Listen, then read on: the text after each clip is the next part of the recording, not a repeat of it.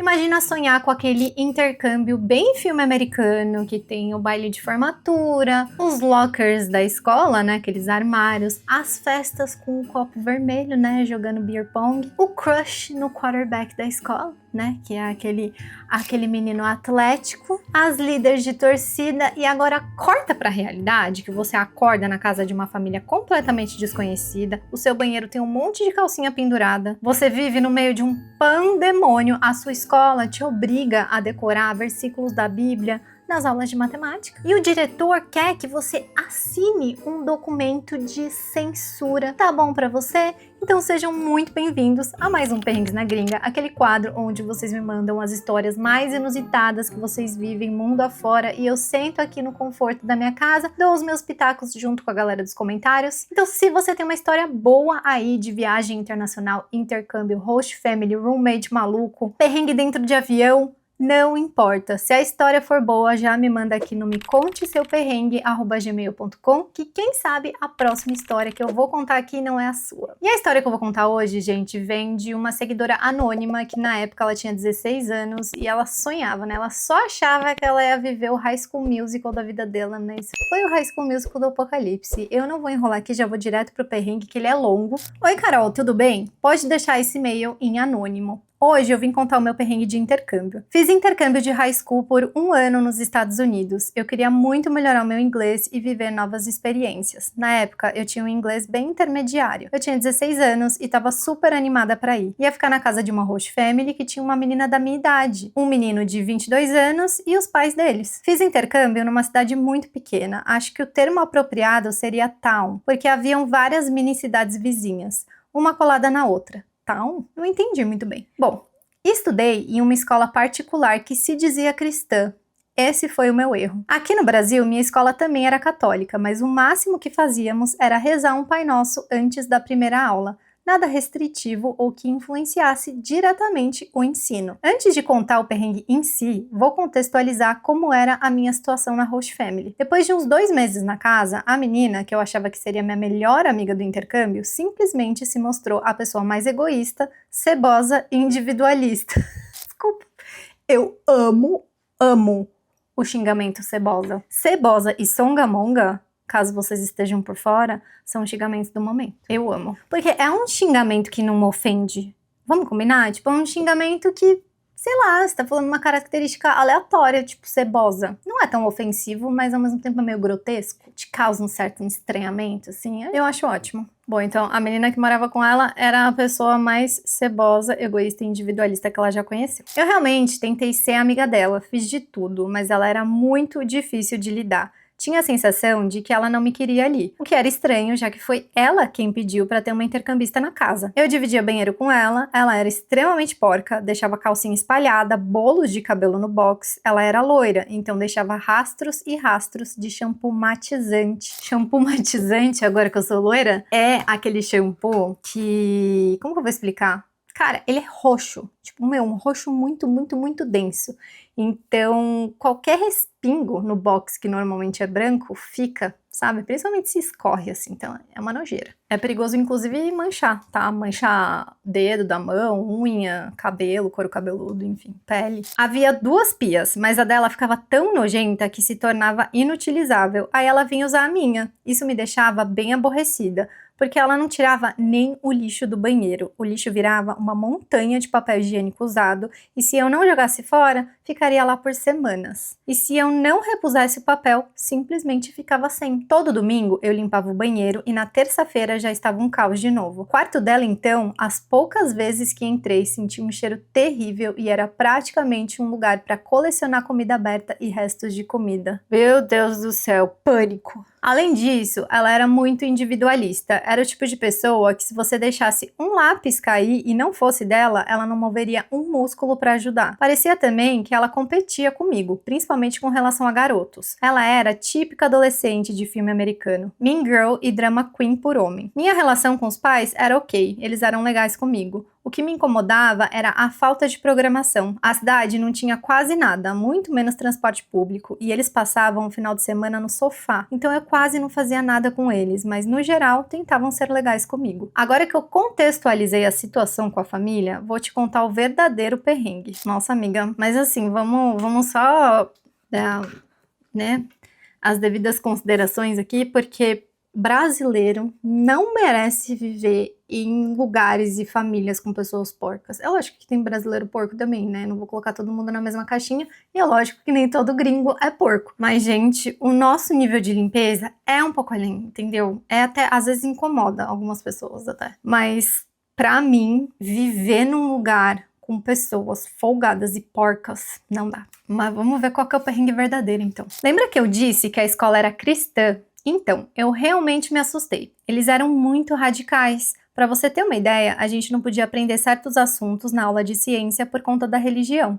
Na aula de matemática, éramos obrigados a decorar versículos da Bíblia, porque a professora os usava para ensinar finanças. Isso acontecia em várias outras disciplinas. Além disso, tínhamos uma aula de religião obrigatória. O dress code era super exigente. Não podíamos usar regatas com menos de 4 dedos de largura nas alças. Eram bem machistas com relação ao uso de legging. Meninas com mais corpo sempre se metiam em problemas por causa disso, enquanto outras mais magras usavam tranquilamente. Entre outras milhares de regras. Toda quinta-feira éramos obrigados a assistir uma palestra sobre Deus. Mas eram palestras que às vezes abordavam temas super polêmicos como o aborto. O que mais me incomodava é que parecia que os alunos tinham passado por lavagem cerebral. Todo mundo achava normal e ninguém se incomodava. Eu e minhas 2 amigas intercambistas nos sentíamos muito mal. Isso, inclusive, foi o que nos uniu. Nós 3 viemos de lugares com mais festa, mais vida social e escolas que respeitavam a individualidade dos alunos. Como todas odiávamos a escola, conversávamos bastante, em inglês porque cada uma era de um país diferente. Importante dizer, nós já tínhamos tentado falar com as nossas agências, mas nenhuma ofereceu uma solução viável. Só alternativas caríssimas para trocar de estado ou voltar para o nosso país. Então, mesmo sofrendo muito, decidimos ficar. Nossos pais já tinham investido muito dinheiro e a gente sabia que voltar não era uma opção fácil. Agora vem o ápice do perrengue.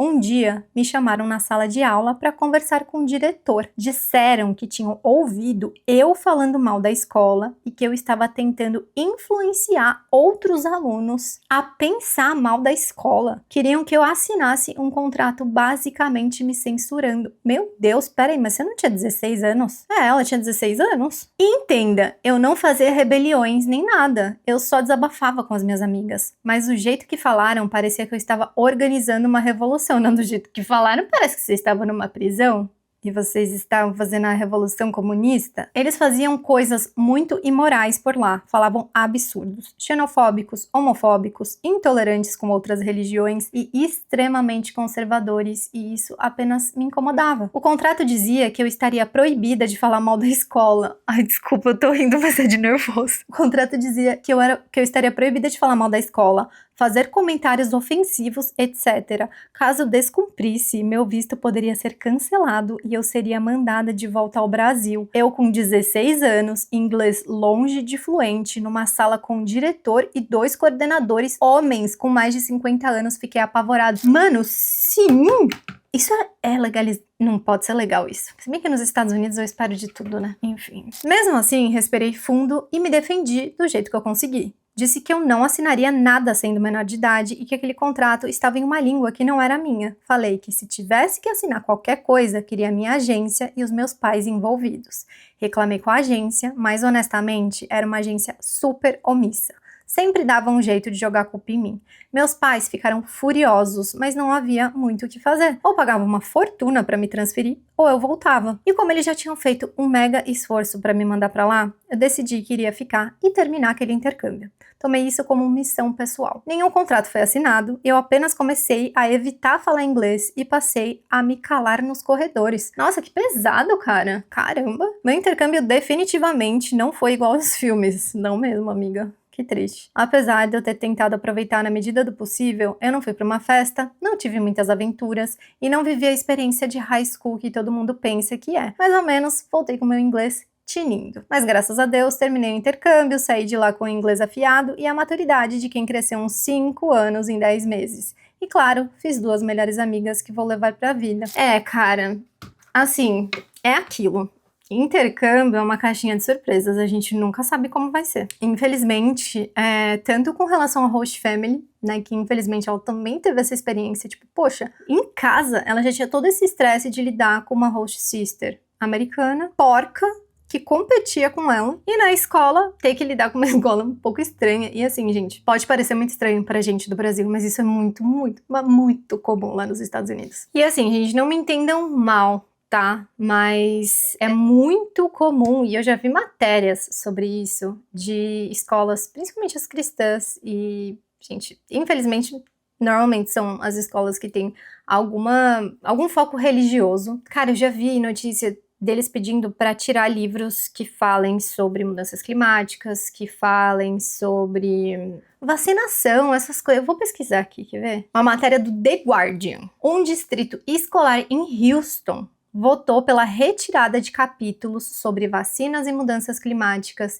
e pais e educadores estão preocupados. A onda de proibição de livros que varre os Estados Unidos, normalmente reservada a obras de ficção consideradas controversas, chegou agora aos livros didáticos usados em escolas públicas, marcando o próximo passo da guerra dos republicanos contra a educação. Então, gente, pra vocês verem que, tipo, jornais muito grandes, portais enormes já falam sobre isso já é uma questão lá. Mas para chegar na parte da proibição, isso quer dizer que passou por vários avais, não sei como fala essa palavra, mas muito provavelmente surgiu de núcleos, né, de comunidades. E lá nos Estados Unidos é muito comum essas comunidades, né, e eu não tô conseguindo me expressar direito, mas eu já frequentei lugares, e assim, frequentei é muito forte, mas tipo, já passei por lugares nos Estados Unidos onde o próprio linguajar das pessoas era muito... A gente tem muito isso no Brasil, né, a gente fala, ai, pelo amor de Deus, a gente coloca Deus em tudo, mas nos Estados Unidos isso não é tão normal. E aí eu lembro que, sei lá, a cada vírgula a pessoa falava o nome de Deus. Mas era uma coisa meio que me lembrava até um pouco os árabes muçulmanos, assim, tipo, May Allah, tipo, Inshallah, tudo é Allah.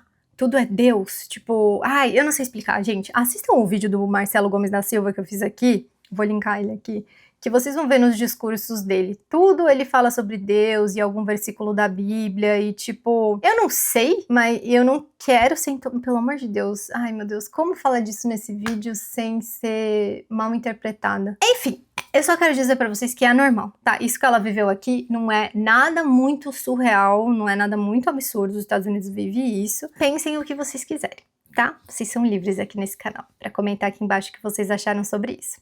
Agora, ter valores religiosos, falar versículo da Bíblia, já é esperado em uma escola católica, né? Eu não acho que é nada muito surreal. Agora, quando você passa a mexer em ciência, a coisas que envolvem fatos e comprovações, isso eu acho muito problemático. Tá dando um pouco da minha opinião aqui pra vocês. Eu acho que isso até tira um pouco do senso crítico das pessoas, sabe? A escola é um lugar onde as pessoas têm que ser incentivadas a debater, a questionar.